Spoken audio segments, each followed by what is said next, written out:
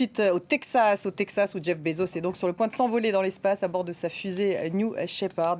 Avec moi, toujours, Sylvain Rousseau. Sylvain, vous parlez justement des projets différents entre ces trois milliardaires. Parlons un petit peu justement des personnes qui se trouvent à bord de cette fusée New Shepard. Donc cette femme, une ancienne pilote de 82 ans, elle s'appelle Wally Funk, un jeune néerlandais de 18 ans. Donc en fait, ça sera la doyenne et lui le plus jeune voyageur dans l'espace, en tout cas pour l'instant. Il s'appelle Olivier Demen. En ce qui la concerne, elle était pilote et elle n'a jamais été embauchée par la NASA parce qu'elle était une femme, donc c'est une sorte de revanche pour elle. Oui, elle a un parcours très étonnant. Wally Funk, donc ça va effectivement être l'astronaute la plus âgée de l'histoire, c'est elle qui va piloter la mission. C'est une des pionnières de l'aviation américaine et de la course à l'espace. Elle est aviatrice professionnelle depuis ses 20 ans. C'est la première femme enquêtrice en sécurité aérienne, la première instructrice de vol et la première femme inspectrice de l'Agence fédérale d'aviation américaine.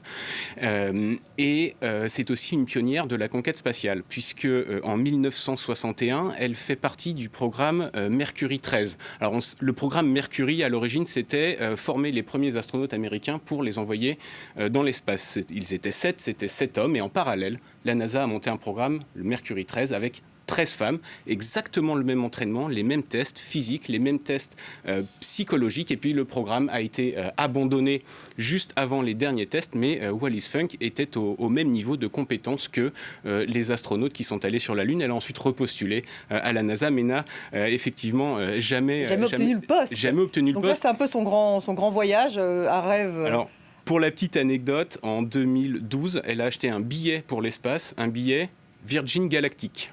Mais comme le programme a pris du retard, eh bien, elle n'a pas encore pu l'honorer. Elle ira donc pour la première fois avec Jeff Bezos. Et puis en plus, on le sait, Jeff Bezos est très friand de ce genre de symbole lié à l'histoire de la conquête spatiale. Son vaisseau s'appelle New Shepard, en hommage à Alan Shepard, le premier astronaute américain. Il a annoncé son premier décollage. Il a annoncé ça le 5 mai, soit 60 ans jour pour jour après le premier vol d'Alan Shepard. Et nous sommes aujourd'hui le 20 juillet. Alors aux États-Unis, ça fait 52 ans aujourd'hui que Neil Armstrong a posé le pied sur la Lune. Il aime beaucoup ce genre de symbole, rappeler un petit peu l'historique de la conquête spatiale. Et cette fusée, Sylvain, que l'on voit, donc cette fusée New Shepard est différente finalement du vaisseau de Richard Branson de la semaine dernière. Complètement différente. Ce sont deux approches totalement différentes. Richard Branson, c'est un avion qui va traîner, qui va avoir sous son aile, donc un avion porteur qui va avoir sous son aile un avion supersonique qu'il va larguer, et puis l'avion supersonique va allumer son réacteur pour atteindre les 80 km de hauteur et redescendre en planant. Là, il s'agit d'une roquette. Donc cette fusée New Shepard qui va décoller à peu près dans 2 minutes, me dit-on, Sylvain. Mais c'est une fusée telle qu'on les connaît. C'est les fusées de la NASA, de SpaceX et les Soyuz. C'est le même principe, c'est-à-dire que c'est une roquette qui va s'envoler et qui, à peu près une fois arrivée à 40 km de hauteur, va larguer la capsule qui, elle, va continuer sa trajectoire balistique pour atteindre les 100 km.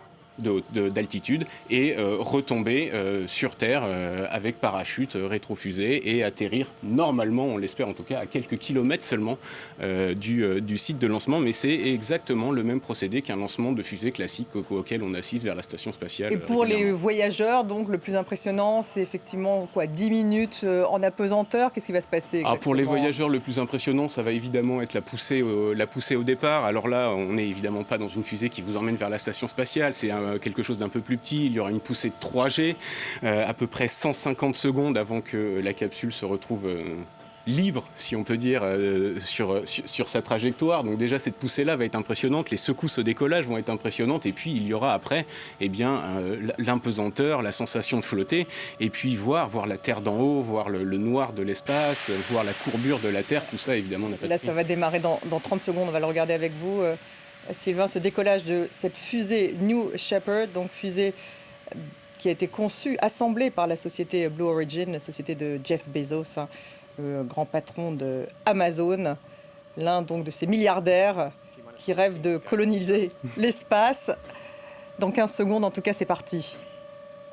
T-10, 9, 8, 7, 6, 5, 4.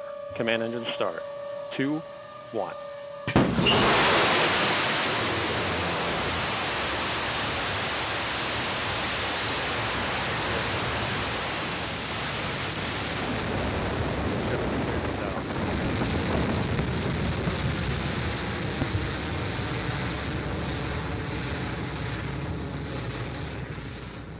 Décollage classique. Jusqu'ici, tout va bien. Jusqu'ici, tout va bien. Jusqu'ici, tout va bien. Décollage, effectivement, classique. Donc, normalement, je vous le disais, 150 secondes de montée avec la fusée. Et puis, à 40 km d'altitude, la capsule va se détacher pour poursuivre sa trajectoire. La fusée New Shepard, elle va redescendre également sur Terre à quelques kilomètres également du site de lancement. Et puis, eh bien, la capsule va poursuivre sa trajectoire, monter jusqu'à 100 km, peut-être même un petit peu au-delà. Et puis redescendre gentiment sur Terre. Normalement, l'intégralité du vol entre le décollage et l'atterrissage est prévue pour prendre 11 minutes. 11 minutes. Quels sont les risques, Sylvain, que prennent les risques, les passagers? Les passagers prennent un risque, mais un risque calculé. C'est pas le premier lancement de New Shepard. Il y en a eu 15 avant. Alors le tout premier a été considéré comme un succès mitigé parce que tout n'est pas revenu sur Terre. Mais les 14 autres se sont parfaitement bien déroulés. Donc tout a été testé, retesté, voilà. Mais en revanche, il y a toujours un risque. Et on se rappelle qu'en Virgin Galactic, par exemple, en 2014, il y avait eu une explosion suite à une erreur de pilotage. Et l'un des deux pilotes était mort, l'autre avait été gravement blessé. Il a fallu 2 ans avant de refaire décoller un vaisseau. Et on estime que le programme a perdu 5 ans de développement. Donc il y a forcément un risque. Il y a toujours un risque quand on parle de l'espace. Et le risque est peut-être d'autant pas plus important, mais les particuliers, les privés, comme les milliardaires, comme vous le disiez tout à l'heure, qui se lancent là-dedans, sont évidemment beaucoup plus surveillés. Ils n'ont pas le droit à l'erreur. Ils ne peuvent pas se permettre de perdre un astronaute ou un civil dans l'espace, parce que sinon, c'est le programme de tout le monde, de tous ces acteurs-là, qui prendrait plusieurs années de retard. Merci en tout cas, Sylvain. On va bien sûr se retrouver dans un petit quart d'heure avec vous pour voir un petit peu la suite de ce vol donc de la fusée New Shepard, la fusée donc de Jeff Bezos, qui a à son bord 4 personnes, si je ne m'abuse. 4 personnes, Jeff Bezos, qui a eu le courage d'y aller lui-même. Oui, qui a eu le courage d'y aller lui-même avec son frère, Marc, ouais. La doyenne, donc cette femme de 82 ans, et puis un jeune de 18 ans. Restez avec nous sur France 24, on se quitte sur ces images.